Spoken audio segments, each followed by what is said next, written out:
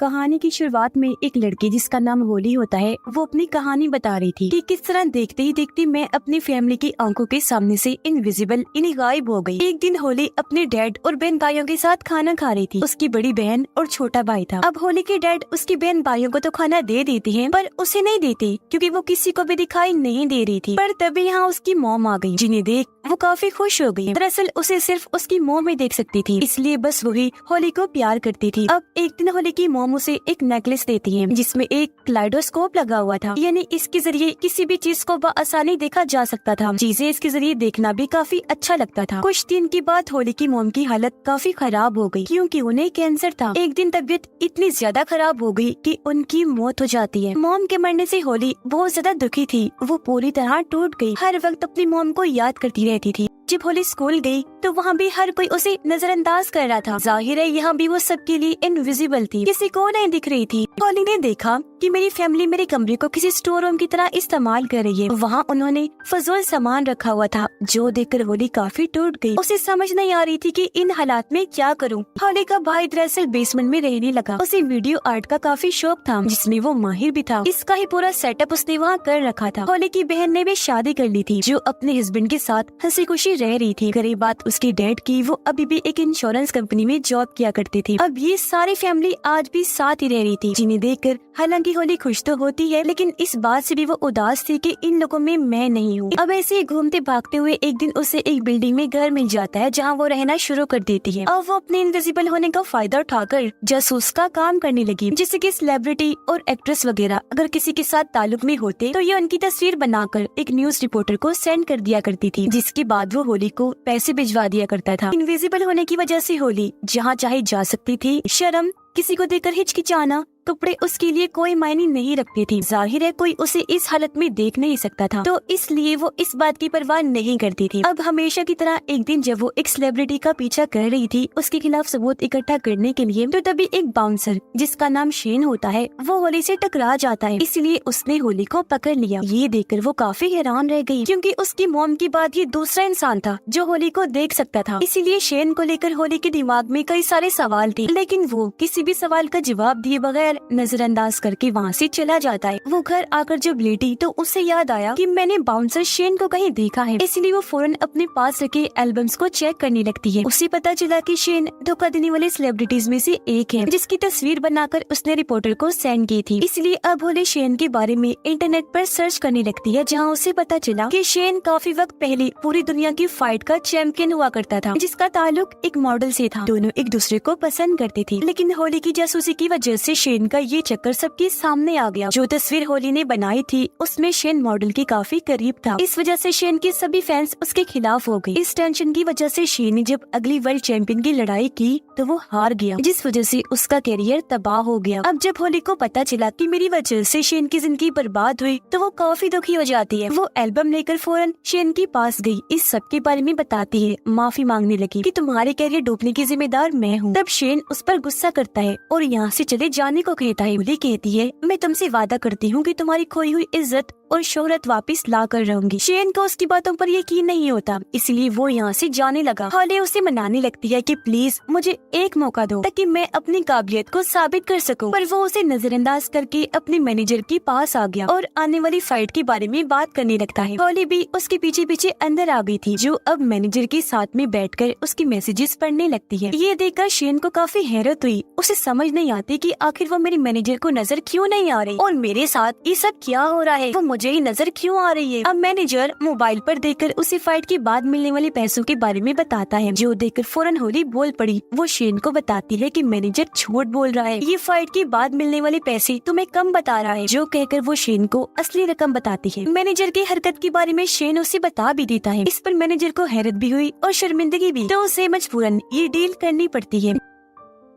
ये दोनों बाहर आ गई। यहाँ शेन सच में होली की महारत देखकर काफी हैरान रह जाता है। पूछने पर होली उसे बताती है कि मैं सिर्फ तुम्हें ही नजर आ रही हूँ। ये सुनकर शेन काफी हैरान रह गया और वो होली की बातों पर यकीन नहीं करता। तब होली अपनी बातों को ठीक साबित करने के लिए सामने से आने वाली एक गाड़ी के आगे आकर खड़ी हो जाती है। इससे पहले गाड़ी उसे टकराती, शेन सामने आकर होली को पकड़ के साइड में कर लेता है। अपनी तरफ से उसने होली को बचा लिया था, पर ड्राइवर ने गाड़ी रोक दी, जो शेन को ही सुनाने लगता है क्योंकि होली उसे कहीं भी दिखाई नहीं नहीं दे रही थी। इस बात से शेन को अब कहीं ना कहीं लगने लगता है कि होली सच में सबको दिखाई नहीं दे रही। होली उसे कहती है, लगता है हम किसी वजह से एक दूसरे से जुड़े हुए हैं, तो हमें एक दूसरे की मदद करनी चाहिए। इस पर शेन उससे बात करने के लिए कहता है कि कल तो मेरे घर पर आ जाना, डिटेल से बात हम वहीं करेंगे। उसके वहाँ आने पर शेन का डॉग भी नहीं भौंकता, जो देखकर अब शेन को पूरी तरह यकीन हो गया था कि हाँ सच में वो इनविजिबल है। वो फिर होली को अपनी कहानी बताने लगता है कि जब मैं छोटा था तो मेरे सुतीले डैड ने घर से मुझे निकाल दिया था। घर से निकलने पर लोगों ने मुझे तंग करना शुरू कर दिया, जिस वजह से मैं हर वक्त परेशान रहने लगा। तब इस सब से बचने के लिए मैंने फाइट करना शुरू कर दी और बस तब से लेकर आज तक मैं फाइटर ही हूँ। वो फिर बताता है कि आज मेरी एक जगह पर फाइट है, जो देखने होली भी जाती है। लेकिन जब वो $300 के लिए शेन को लड़ता हुआ देखती है तो फाइट के बाद उसे कहने लगी कि तुम्हें इससे बड़े लेवल पर फाइट करनी चाहिए, क्योंकि तुम इतने काबिल हो कि तुम्हें उस मुकाबले की जरूरत है। जिस पर शेन कहता है, मगर मुझसे लड़ने के लिए कोई भी फाइटर तैयार नहीं है, क्योंकि मेरी फाइट में कोई भी टिकट नहीं खरीदेगा। ये सुनकर होली जब घर आई तो इंटरनेट पर मशहूर फाइटर्स की लिस्ट को चेक करने लगती है। उसे एक ऐसी फाइटर के बारे में पता चला जिस पर नशे की दवाई लेने का इल्जाम था। ये देखकर होली इंटरनेट से नशे की उस दवाई की तस्वीर लेकर उस फाइटर को सेंड करती है। ब्लैकमेल करने लगी कि अगर तुमने शेन से फाइट ना की तो मैं इस बारे में सबको बता दूंगी। जिसके बाद वो शेन के पास आ गई। थोड़ी ही देर में शेन के पास उसकी मैनेजर की कॉल आई, जो उसे बताता है कि वो फाइटर तुम्हारे साथ फाइट करने के लिए मान गया है, जो नशे वाली दवाई के इल्जाम में था, जिसने पहले शेन से फाइट करने से मना कर दिया था। पर अब होली की ब्लैकमेलिंग का उस पर असर हो गया तो वो मान गया था। अब ये काफी बड़ी खुशखबरी थी, जिससे शेन काफी हैरान भी था, साथ ही खुश भी। और अब कुछ दिन के बाद होने वाली शेन की इस फाइट का चर्चा हर जगह होने लगता है, जिस वजह से वो भी काफी जोश और दम से फाइट की तैयारी करने लगता है। और अब आखिरकार वो दिन आ ही गया जब इनकी फाइट थी। रिंग में आकर दोनों लड़ने लगे, बुरी तरह एक दूसरे को पीट रही थी। होली भी ये फाइट पास से देखना चाहती थी, लेकिन उसे भीड़ भाड़ में जाना पसंद नहीं था, इसीलिए वो शेन के घर बैठकर ही फाइट देख रही थी। फिर आखिरकार शेन इस फाइट को जीतकर सबको हैरान कर देता है। जीतने के बाद जब वो घर आया तो होली से मिलकर काफी खुश हो जाता है। ये दोनों अब जब खाना खा रही थी तो शेन होली से उसकी वजूद के बारे में पूछता है कि आखिर इनविजिबल होने की वजह क्या है, तुम क्यों किसी को नहीं दिखती। जिस पर होली उसे बुरा भला कहने लगी, क्योंकि उसे लग रहा था कि शेन मेरी बेइज्जती कर रहा है। पर शेन उसे गले से लगाता है, कहने लगा कि देखो मैंने ये साबित कर दिया है कि मैं तुम्हारा मजाक नहीं उड़ा रहा। ये दोनों गले से लगे ही हुए थे कि तभी एक कैमरामैन आकर इनकी तस्वीर बना लेता है, क्योंकि शेन के साथ वहाँ होली का बस शैडो साया ही नजर आ रहा था। ये देख शेन जल्दी से भागा ताकि उसे पकड़ सके, लेकिन कैमरामैन वहाँ से भाग चुका था। पर इससे शेन को परेशानी नहीं हुई, क्योंकि उसे तो ये लग रहा था कि होली तस्वीर में नहीं आई होगी। लेकिन अगले दिन होली जब खुद को एल्बम में देखती है तो काफी खुश हो गई, क्योंकि वहाँ उसका शैडो था जिसके गले शेन लगा हुआ था। ये देखकर होली काफी खुश हो गई कि चलो कम से कम मेरा शैडो तो कहीं पर आया। जबकि शेन अपनी अगली फाइट के लिए एक कॉन्फ्रेंस में आया हुआ था। यहाँ सारे लोग उससे ये सवाल कर रहे थे कि वो शैडो वाली लड़की कौन है जो तुम्हारे साथ तस्वीर में थी। उनकी बातों को नजरअंदाज करके शेन उठा वहाँ से चला जाता है। अब होली एक और बाउंसर का पीछा करते हुए उसकी गाड़ी में आ गई। वो उसके सामने ही थी पर दिख नहीं रही थी। वो बाउंसर को तस्वीर सेंड करके ब्लैकमेल करती है कि तुम शेन से फाइट करो, वरना तुमने जिस लड़की के साथ कल रात गुजारी है उसके बारे में मैं सबको बता दूंगी, और हाँ तुम्हें ये फाइट हारनी होगी। ये देखकर बाउंसर को गुस्सा नहीं आया, बल्कि वो हंसने लगा। इस शर्त के लिए मान जाता है। रात को होली जब शेन के साथ थी तो तभी यहाँ उसकी दोस्त इन्हीं मॉडल की कॉल आई, जिसके साथ ही शेन की बदनामी हुई थी। वो उसकी आने वाली फाइट के लिए हौसला अफजाई करती है, साथ ही पिछले फाइट जीतने पर मुबारकबाद भी देती है। अब जब होली को ये पता चला कि शेन की दोस्त मॉडल फिर से उसकी जिंदगी में आ रही है तो होली काफी उदास हो गई, क्योंकि कहीं न कहीं वो शेन को पसंद करने लगी थी। जिसके बाद फाइट का दिन आ गया जहाँ शेन आसानी से बाउंसर को हरा देता है। और अब होली शेन की फाइट की अफवाह एक काफी बड़े फाइटर के साथ उड़ाती है। उस फाइटर का नाम अटीला था। ये खबर मिलते ही अटीला का मैनेजर उसे इस बारे में बताता है, जिस पर अटीला शेन के साथ लड़ने से साफ साफ मना कर देता है। मौका पाकर होली अटीला के घर घुस गई थी। वो हर जगह उसे ब्लैकमेल करने के लिए कोई क्लू ढूंढने लगती है, लेकिन उसे वहाँ ऐसा कुछ भी नहीं मिलता। अब होली को अपने घर वालों की याद आ रही थी तो उन्हें देखने वो अपने घर गई। उसे पता चला कि मेरी बहन माँ बनने वाली है, लेकिन किसी वजह से वो ये बात अपने हस्बैंड को बताना नहीं चाहती। अब होली जब शेन से मिलने बार में गई तो वहाँ उसे मॉडल के साथ बैठा हुआ पाती है। ये देखकर वो काफी दुखी हो गई, यहाँ से जाने लगती है। तब उसके पीछे पीछे शेन भी आया,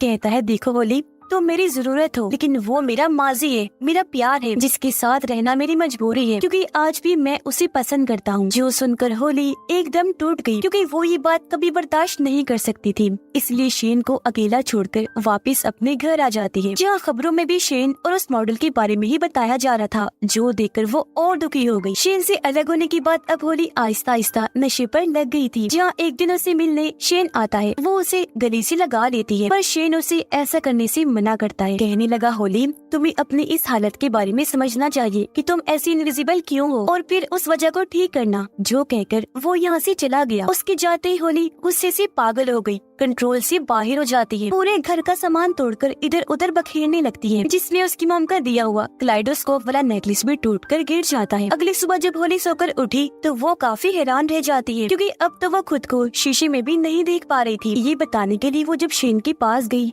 तो अब वो उसे भी दिखाई नहीं दे रही थी, जिस वजह से वो काफी चौंक गई। पूरे शहर में घूमने लगती है, क्योंकि उसे कुछ समझ नहीं आ रही थी कि मैंने करना क्या है। उधर मॉडल शेन की ट्रेनिंग देखकर काफी खुश हो जाती है। कहने लगी कि मुझे लगता है तुम इस बार अटीला से भी जीत जाओगी, क्योंकि हारने वाले लोगों से मैं ताल्लुक नहीं रखती। ये सुनकर शेन को अजीब लगा। वो कहता है कि अगर मैं हार गया तो क्या तुम मुझे छोड़ दोगी? वो बातों को टालने लगती है। अरे नहीं नहीं, मैं तो बस मजाक कर रही थी। पर क्योंकि शेन को उस पर शक हो रहा था, इसलिए वो यहाँ से चला जाता है। उधर होली ये फैसला करती है कि इससे पहले मैं हमेशा के लिए इनविजिबल हो जाऊँ, मेरा वजूद खत्म हो जाए, मैं आखिरी बार अपनी फैमिली से मिल आती हूँ। वो जब अपने घर गई तो पता चला कि उसकी बहन ने अभी तक अपने हस्बैंड को इस बारे में नहीं बताया कि मैं माँ बनने वाली हूँ। ये देखकर होली समझदारी से उसकी किट को अपनी बहन के हस्बैंड के सामने ले आती है, जिससे वो भी जान गया कि वो माँ बनने वाली है। उसे बहुत खुशी हुई, वो उसे गले से लगा लेता है। अब जब होली अपने भाई के पास गई तो उसने देखा कि कैमरा में मेरा भाई एक लड़की को देख रहा है, क्योंकि वो उसे पसंद करता था, पर अभी तक इस बारे में उसे नहीं बताया। ये देखकर होली जानबूझकर उस लड़की को नीचे गिरा देती है ताकि मेरा भाई उसे बात कर सके।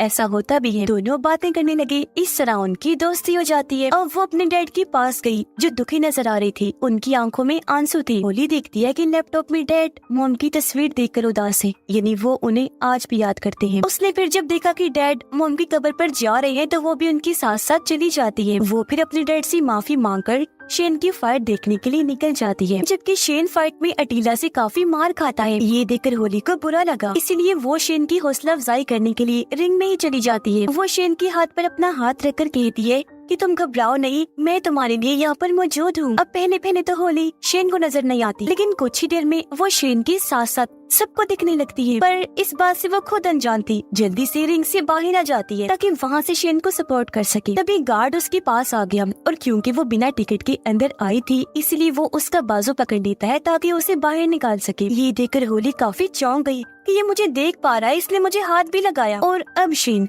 कुछ ही पॉइंट्स के कम होने की वजह से अटीला से फाइट हार जाता है। मैच खत्म होने के बाद मॉडल उसके पास आकर शेन को हमदर्दी दिखाती है, पर वो उसे कोई बात किए बगैर वहाँ से चला गया, क्योंकि अब वो होली को पसंद करने लगा था। इसलिए वो भागकर होली के पास गया, जहाँ गार्ड उसे निकाल रहे थे। शेन उनसे कहता है कि रुक जाओ, ये मेरे साथ है, और अब वो होली को गले से लगा लेता है। दोनों फिर से गले से लग गए। इसके कुछ दिनों के बाद होली अपने डैड के सामने गई, जहाँ वो अचानक उसे देखकर हैरान तो थे, साथ ही बहुत खुश भी हो जाते हैं और अपनी बेटी को गले से लगा लेते हैं। और इसी के साथ इस फिल्म की कहानी भी यहीं पर खत्म हो जाती है।